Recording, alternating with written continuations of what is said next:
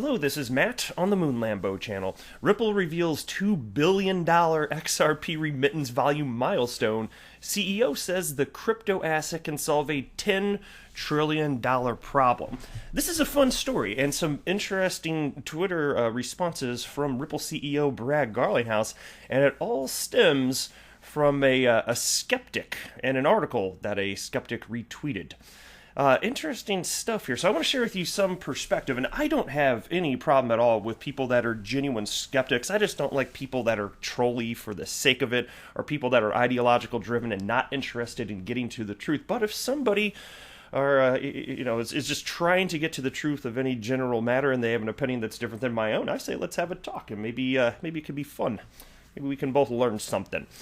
But before we go any further here, ladies and gentlemen, boys and girls, if you would please ever so delicately tap that like button, I would definitely appreciate the support. I also recommend that you subscribe to the Moon Lambo channel because it is the best channel on all of the YouTubes. Quick public service announcement, and again, I'm going to continue to use my platform for this as news stories like this pop up because I think it's the right thing to do to just take a moment here.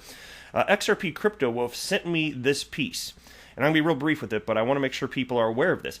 If there's ever any instance, period, where it's indicated that if you send any amount of your XRP or any cryptocurrency, and if you do that, you will then get more back, that is a scam. There's a 100% chance that's a scam. That makes no sense. Do not fall for it. And so XRP Crypto Wolf shared this art. I'm not going to run through the article. I just wanted to mention this, and I'm going to read what XRP Crypto Wolf wrote, which is, XRP community, please stop falling for scams. At XRP Forensics, analysts calculated the profits of scammers for one-day promotions of fake XRP airdrops and revealed that scammers received 206,000 XRP in a single day, which is currently around $60,000. Yeah, and wait till it gets back to all-time high. It'll be worth substantially more, I suspect. But yeah, just be super careful out there. I just wanted to at least mention that. And I do want to be clear that I don't have a financial background. I'm not offering financial advice, so don't buy or sell because of anything that I say or write. Just a everyday Joe Schmo member of the XRP community that likes talking about this stuff here. So into this piece, Ripple is revealing just how much volume has flowed through its XRP remittance platform since its launch in October of 2018. And it is true, so that would be the launch of the production version of on-demand liquidity, but it actually launched probably about a year prior in beta format. And it was then known as XRapid, as I'm sure many of you are aware. But there's always new people coming into the XRP community. So if you ever hear XRapid, it's the same thing as on-demand liquidity. It was just rebranded. Okay, but yeah, so we're almost at that 2-year milestone of the production version. But in a series of tweets, Ripple CEO Brad Garlinghouse says that the company's crypto-based cross-border payments platform, which is designed to use XRP to move money around the world, has processed $2 billion in volume to date. And so where did this all stem from? Well, this article here, I hit a paywall, so I'm just not going to read it because I just have no interest in doing that. I hope that Coil can make their vision for web monetization a reality sooner than later in a large-scale way. Because I'd be happy to stream payments, stream money in real time, but no paywalls, thank you. Not really a fan.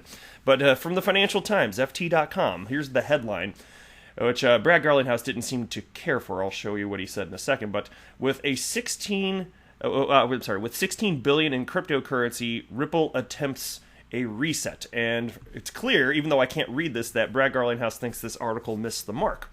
Now, you have Nathaniel Popper, and he works at, it's the New York Times, right? Yeah, there you go. Technology reporter at New York Times. And so again, I won't assume whether this guy is genuinely trying to get to the truth. Maybe he's a skeptic because he just genuinely is, and it's not for ideological reasons, in which case, fine. But he said some stuff in the past, and it's not like I think he's just being some little spiteful Bitcoin maxi troll necessarily. And I do want to, it's worth distinguishing between the people that act like that and people that maybe just have an opinion that's different than yours. And I think that he just has an opinion that's different, and I think he's wrong. I think that he's doing his best to use logic to get to reasonable conclusions. He might be, perhaps because he's a reporter, unnecessarily harsh. Maybe. So maybe you tell me what you think. I'm going to share with you the stuff that he's written here. But I tend to think mostly he's really just has an opinion that I think is not particularly the most reasonable conclusion somebody could come to based on the publicly knowledgeable data around Ripple and XRP. But anyway, he retweeted this Financial Times piece and wrote, "I'm old enough to remember when the CEO of Ripple promised that banks were planning to use its crypto token XRP in the near future. Now they have acknowledged that hasn't happened. Even Ripple's biggest bank investor recently chose not to use it." Well, we already know that banks are going to be utilizing XRP in the future, and there could be some today that just have not been publicly announced, so we don't technically know for sure that they're not, okay? We're not privy to all of the insider information, and not all of Ripple's customers, whether it's an on-demand liquidity customer or they're just using RippleNet for messaging, they don't all want to be outed for various internal reasons, which is perfectly fine. That's reasonable. So we don't know that for sure technically. But as far as what Brad Garlinghouse stated, and he did speak along those lines, consider this too, because like sometimes it's not a matter of whether or not something's going to come to pass. It's more like if you're doing your best to like be Nostradamus and predict the future, maybe you're going to be a little bit off on the timing. For example, do you remember when Brad Garlinghouse over a year ago predicted that, I guess it would have been the tail end of 2018, if I'm not mistaken, he predicted that in 2019, banks would be holding custody of cryptocurrencies for customers in the calendar year 2019. Well, it didn't happen, did it? But what did we get within the last month or so? We got official word that the United States government has given the green light to banks to custody cryptocurrency. So how about that? So it's even if he was off by like 6 months, I mean, and maybe he's just off on this, okay, fine. But either there's real utility to be had or not. And I can clearly see that there is here.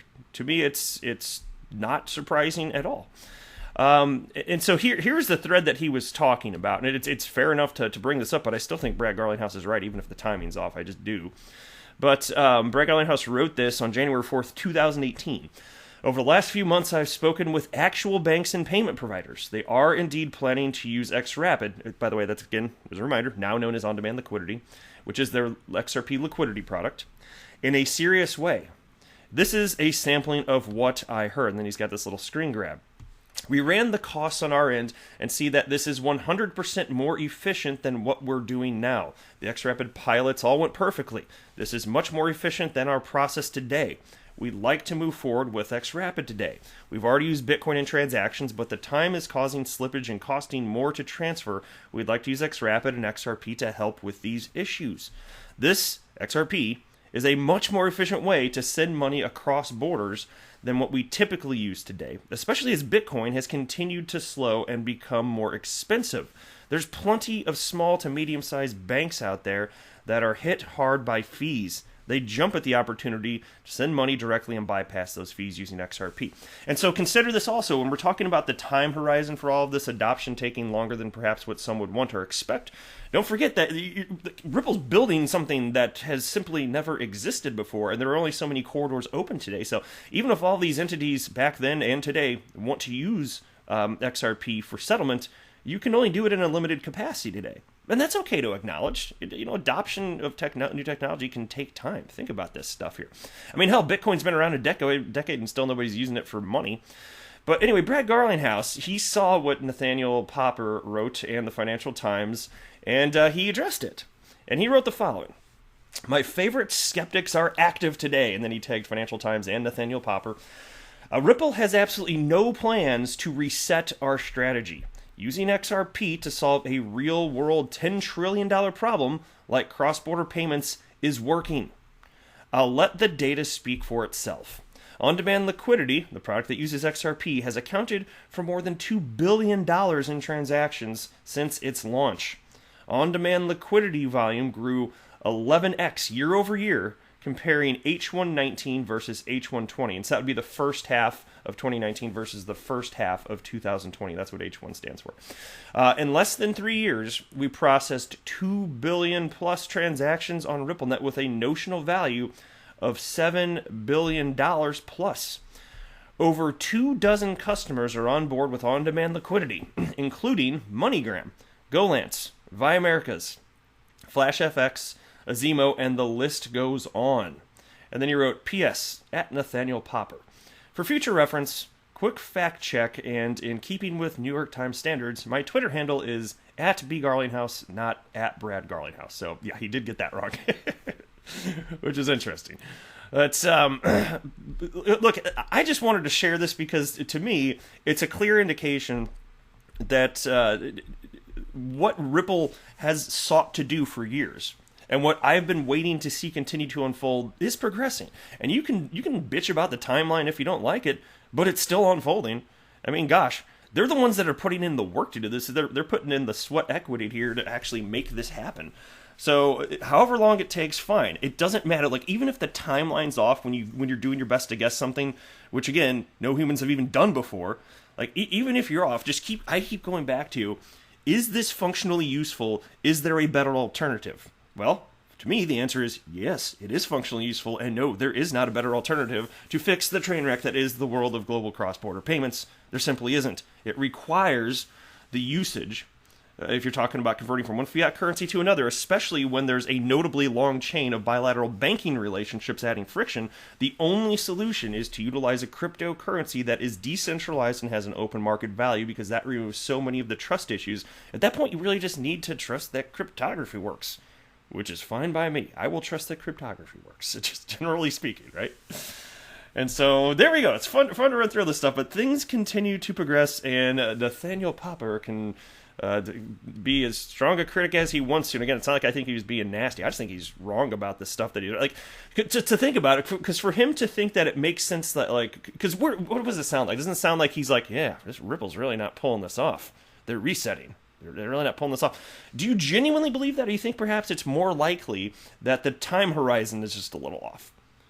And if not that, why don't you think functional? Like, you'd have to actually functionally think that XRP literally doesn't have utility and can't solve this problem. So to me, it's a nonsensical point of view to have. But again, diversity thought's a cool thing. I do like it.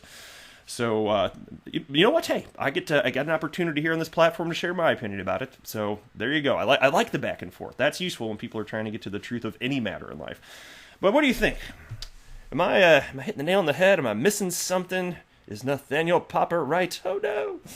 Tell me in the comments below. I love hearing from you guys. But that's it for this one. I am not a financial advisor. Do not buy or sell anything because of anything that I say or write. That would be a very, very, very bad idea. Until next time, to the moon, Lambo!